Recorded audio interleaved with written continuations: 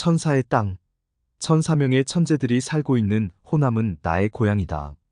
천사계, 천사의 섬이 있는 천혜의 고장 호남은 1004명의 천재들이 살고 있는 나의 고향이다. 대원군이 권좌에서 물러나 울분을 달래려고 강화도에서 범선을 타고 제일 먼저 도착한 곳이 호남의 관문이었던 영광 법성포였다. 영광군 법성포는 384년 인도의 승려인 마라난타가 불교를 전하기 위해 백제에 최초로 발을 디딘 곳이다. 법성포라는 지명의 법은 불교를, 성은 성인인 마라난타로, 성인이 불법을 전례한 포구라는 뜻이다. 대원군이 법성포에 도착할 때 포구에는 집들이 빽빽이 들어서 있고 굴비를 말리면서 열심히 살아가는 모습들을 보고 아하, 이곳이 호남의 8부려 중 첫 번째인 호부려 영광이구나 하였다. 호부려 영광 가구 수가 많기로는 영광만한 곳이 없다. 곡부려 광주 곡식이 많이 나기로는 광주만한 곳이 없다. 지부려 순천 살기 좋은 땅으로는 순천만한 곳이 없다. 결부려 나주 논밭의 결수, 가장 비싼 땅이 많기로는 나주만한 곳이 없다. 문부려 장성의 학문으로는 장성만한 곳이 없다. 전부려 고흥 돈이 많기로는 고흥만한 곳이 없다. 인부려 남원 인물이 많기로는 남원만한 곳이 없다. 여불려 제주 여자가 많기로는 제주만한 곳이 없다. 조선 후기에 영광군은 호부려 영광 사람 사는 집이 많기로는 영광만한 곳이 없다에서 보듯이 전라도에서 사람이 많이 사는 고을이라는 것을 알 수 있다. 1890년 29개면 557개의 동네리가 있었고 12,691호 44,783명으로 호수는 영광만한 데가 없다라고 한 데서 유래되었다. 그 당시 호수와 인구가 많은 고을을 보니 1위는 나주로 17,633가구에 인구는 57,782명이었다. 2위는 순천으로 13,669가구에 인구는 46,338명이었고 3위는 전주였으며 4위가 영광이었다. 이처럼 호남은 자연환경이 아름답고 풍요로우며 축복을 받은 땅으로 예술의 고장이요 정의로운 고장이다. 나라가 위기를 겪을 때마다 나라를 지키는 민중항쟁과 정의를 위해 앞장서 온 고장이기도 하다. 이순신 장군이 임진왜란 7년 전쟁을 여수 진남관에서 이끌었다. 노량 앞바다에서 순직할 때까지 한시도 호남을 떠난 적이 없었다. 이순신 장군은 호남의 고마움을 잊지 못해 절상 호남 국가지 보장 난 생각해 보아도 호남은 국가의 보루이다. 양무 호남 시무 국가은 만약 호남이 없으면 나도 없고 나라도 없다. 라고 하였다. 임진왜란 당시 모든 조선인이 공포와 두려움에 떨고 있을 때 그 두려움과 공포를 용기와 희망으로 바꾼 원동력은 바로 전라, 좌수군의 해상전력과 육상의병들의 정신전력이 합쳐서 7년 전쟁을 승리로 이끌었기 때문이다. 일본인 장수들까지도 존경심을 갖게 했다는 세계 인류 역사상 해상전투의 최강자 성웅 이순신 장군을 도와 임진왜란 7년을 백전백승으로 이끈 4명의 위대한 참모들이 있었다. 영암사람 녹도 만호 정운, 거북선 개발 및 제작의 총 책임자였던 나주 사람 나대용, 이순신 장군보다 무려 31살이나 연상이며 선배 수군 절도사였던 고흥 사람 정걸, 이순신 장군의 직계 핵심 참모였던 고흥 사람 손그리. 4사람이 없었다면 이순신도 없었고 조선도 없었다. 호남 곳곳에서 들풀처럼 일어난 의병들, 그들의 중심에는 광주의 고 경명, 나주의 김천일, 광주의 김덕령, 화순의 최경애가 있고 신무기 화차를 만들어 육지 전투를 승리로 이끌었던 장성 사람 변이중이 있었다. 이와 같이 의병들이 없었다면 전라, 좌수군의 전력만으론 호남도 조선도 구해내지 못했을 것이다. 왜군은 조선의 북쪽 평안북도 끝까지 다 점령했지만 끝내 호남만은 점령하지 못한 채 물러가고 말았다. 이런 성웅 이순신 장군에게도 풍파는 있었다. 전쟁의 참상으로 시리에 빠져있던 류성룡 대감이 이곳을 방문했다. 이순신 장군은 류성룡 대감을 모시고 전쟁을 피해 피난을 왔던 경상도 영남 백성들이 풍년가를 부르며 보리수확을 하고 있는 돌산으로 안내했다. 이순신 장군은 갈 곳 없이 떠돌던 유랑민들을 이곳 군용지에 정착시켜보리 농사를 짓도록 했던 것이다. 군용지에 민간인을 정착하게 하다니 마이너스 유성룡 대감은 크게 놀라게 되었고 떠나가는 유성룡 대감에게 제조사나라는 글을 써주었다. 백성을 보살피고 충성하겠다는 것이었는데 유성룡 대감의 보고를 받은 선조왕은 아연실색하며 나라를 이순신 장군이 다시 만들겠다는 것이 아니냐며 결국 백의종군하는 수모를 당했다. 조선 왕조 탐관 오리들의 수탈이 극에 달하자 호남 평야에서 들불처럼 일어났던 동학 농민운동, 광주 항일 학생운동, 군부 독재 시대의 광주 민주화 운동, 이 모두가 민중들이 봉기하여 분연히 일어섰던 항쟁이다. 어떤 개인이나 집단의 욕망과 정치적 권력의 탐심이 아닌 순수한 민초들의 항쟁이었다. 호남의 민초들, 한없이 온화하고 순박한 농사꾼이었고 학생들이었으며 그리고 소시민들이었다. 그들은 불의를 보고 죽음을 불사하였으며 거대한 바위와 같은 불의의 집단 앞에 피 흘리고 찢기며 목숨까지 바쳐 항쟁하였다. 앞으로도 의향 호남은 이 정신을 영원히 이어갈 것이다. 그렇게 불의에 맞섰는데도 호남은 항상 권력의 뒤안길에 머물렀고 푸대접만 받았다. 자유당 독재 시절 앞장서 질타한 서민호, 김준현 의원의 올바른 절규에 몸서리친 이승만은 하늘 아래 이런 국회는 없다며 호남을 하와이라고 폄하하며 왕따를 시켰다.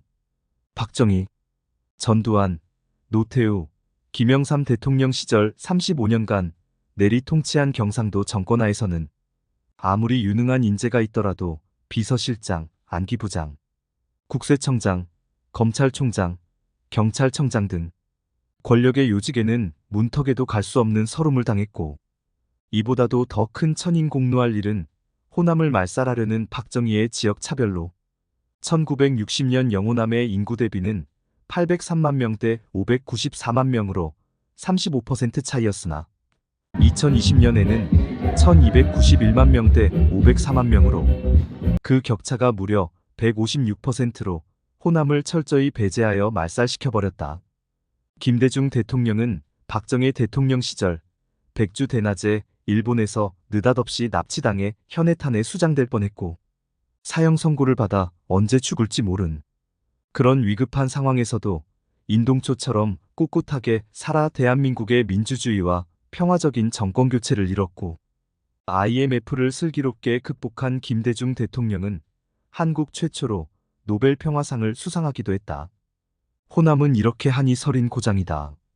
한이 서릴 때마다 육자배기에 슬픔의 하늘 달래는 그 서러움을 노랫가락에 구구절절하게 담아냈다. 우리나라 3대 아리랑 중 으뜸인 진도 아리랑이 그렇고 서편제, 동편제 노래가 그렇다. 흥겨운 대목의 노랫가락에서는 절로 어깨춤이 들썩여지고 한서린 대목에서는 가슴을 후비고 애간장을 녹이는 애절한 감정이 그대로 가슴에 깊이 전해진다. 호남인의 한 어린 애창곡 호남가. 호남가는 한평천지 늙은 몸이로 시작되는 판소리 단가이다. 호남가 판소리 영상. 한평천지 늙은 몸이 광주 고향을 보려하고 제주 어선을 빌려 타고 해남으로 건너갈제. 흥양의 돋은 해는 보성에 비쳐있고 고산의 아침 안개 영암을 둘러있다. 태인하신 우리 성군님 위력을 장흥하니 삼태육경의 순천심이요 방백 수령 진안군이니라. 고창성에 높이 올라 나주 풍경 바라보니 만장 운봉은 높이 솟아 층층한 익산이요 백리 담양 흐르는 물은 구비구비 만경인데 용담의 맑은 물은 용이 살기에 이상적인 용안처이며 능주의 붉은 꽃은 곳곳마다 금산인가. 서편제와 동편제가 서로 경쟁하듯 유명한 소리꾼들이 수없이 배출되었다. 임방울 조상현의 보성을 근거로 한 서편제 명창들과 남원 지역이 중심이 되었단 동편제 판소리의 거장, 송만갑, 박초월, 안숙선 등의 명창소리가 서로 경쟁하듯 가야금 병창의 거장 심상건, 이영애 등 국보급들이 즐비하다. 대중가요의 큰별 이난영의 목포의 눈물과 비 내리는 호남선 그리고 김수희님의 남행열차는 한 맺힌 호남인들이 즐겨 부르는 대표적인 노래가 됐다. 비 내리는 호남선의 작곡가 박춘석은 평생 정치와는 무관한 삶을 살아왔지만 이 노래로 한동안 경찰에 소환당하는 고초를 겪었다. 내무부 치안국은 이 노래가 신익희 당시 민주당 후보의 별세를 애도하는 뜻에서 만들어진 것이라며 가사를 신익희의 미망인이 붙이지 않았느냐고 집요하게 고문하였고, 또 이 노래가 민주당의 단가처럼 불리고 있다는 것이었다. 작사자인 솔로원도 괴로움을 많이 당했다. 임진왜란 때 일본에 끌려가 그곳에 도자기 가문을 만들어 후손 대대로 15대에 걸쳐 420여 년 동안 일본 도예의 명인 심수관은 일본 도예계를 이끌고 세계의 그 위상을 떨치고 있는데, 그들의 선조 심당길은 남원 출신이다. 도자기를 만든 혼처럼 지금까지도 그들은 창씨 계명을 하지 않고 조선 이름을 고집하여 조선인의 긍지와 자부심을 느끼며 살아가는 대표적인 명문지가이다. 호남으로 귀양살이 온 벼슬아치들도 온화하고 풍요로운 자연환경과 넉넉하고 훈훈한 인심에 반하여 고향이 되어 살았던 선비들을 보면 조선시대를 대표하는 송강, 정철의 송강가사의 대부분이 호남의 인심과 민심에 푹 빠져 무등산 자락 지실마을에 지실정씨라는 족보를 남겼고, 고산 윤선도의 어촌 생활을 담은 어부사시사, 다산 정약용의 목민심서는 조선시대의 3대 장르를 대표하는 불후의 명작들이다. 해남 대흥사에서 한국차의 중흥을 일으켰던 초이선사 추사 김정희와 다산 정약용은 조선 후기 문학 발전의 밑거름이 됐다. 예양의 섬진도의 조선시대의 주택인 울림산방은 남종화의 대가였던 허유가 1857년에 귀향하여 건립한 것으로 말년에 기거하며 작품을 제작하던 곳이다. 전통 화가 가운데 가장 많은 작품과 기록을 남긴 화가 진도의 소치 허련 1809-1892. 조선 말기부터 일본 강점기에 활동한 산수화의 거목이었던 미산허영은 진도, 해남 목포에서 활동한 화가였다. 의제 허백년 선생은 1891년 진도에서 태어나 1937년 광주에 정착한 후 연진회를 결성하고 평생 산수화를 즐겨 그렸으며, 수묵과 담채로 그린 산수화는 소박해 한국적이면서 호남적이라는 평으로 남종화의 르네상스를 이루었고, 오지호, 김환기, 천경자 화가들도 호남의 미술계를 빛냈다. 모란이 피기까지의 김영랑, 시인, 소설가 고은, 군부 독재 시대의 저항 시인 김지아, 노동자들의 대변자 박노의 시인, 백화의 박화성, 태백산맥의 조정래, 서편제의 이청준, 김승옥, 송기숙, 차범석 등이 호남을 대표하는 문학계의 거성이다. 귀거래사를 읊으며 고향 장흥에서 작품 활동을 하던 아버지인 원로 작가 한승원의 영향을 받아온 한강. 지난 10월 10일 노벨문학상을 수상하여 한국 문학계의 위상과 국격을 높이고 남도 문학의 찬란한 금자탑을 세웠다. 우리 호남의 자랑스런 천사의 얼굴들이다. 박정희의 호남 말살 정책으로 인구는 계속 쪼그라져 영남 인구 1,300만 명에 비해 500만 명으로 39%에 불과하지만, 신이 만들어준 천혜의 자연은 고스란히 그대로 남아있는 것은 그나마 다행이다. 한반도의 등줄기 태백산맥에서 분기한 소백산맥과 노령산맥 양대 산맥의 자락 안에 다소곳하게 자리 잡아 기후가 따뜻하고 땅이 풍요하여 그곳에서 살아가는 민초들의 마음을 온화하고 너그럽게 만들어주는 아름다운 고장이다. 그 양대 산맥 위에 우뚝 서 있는 지리산, 어리석은 자도 그곳에 머물면 스스로 지혜로워진다는 산이다. 그곳에 머물면 덕이 쌓이고 너그러운 마음을 갖게 된다는 덕유산. 겉은 비록 평범하지만 그 내면은 화려하고 아름다움의 극치를 이룬 내장산. 하얀 구름 위에 신선이 머문다는 백운산. 나눔에 있어 차등을 두지 말고 모두에게 평등하게 대하라는 무등산도 자랑스러운 우리 고장의 명산들이다. 포근하고 따뜻한 어머니의 젖가슴과 같은 들녘.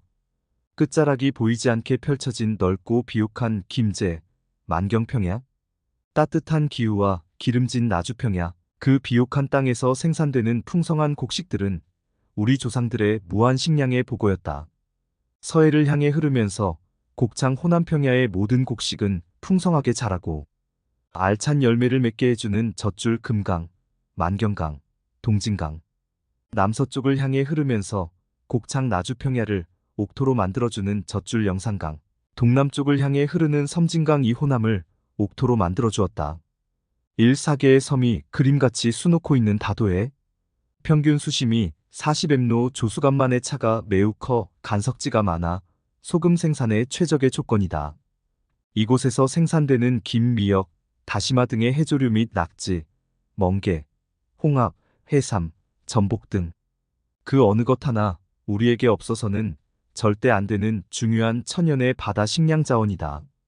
그뿐만 아니라 남서해안에 있는 흑산도와 홍도, 여수남의 끝자락에 있는 거문도와 백도의 절경은 가보지 않는 사람은 아예 말을 하지 말라.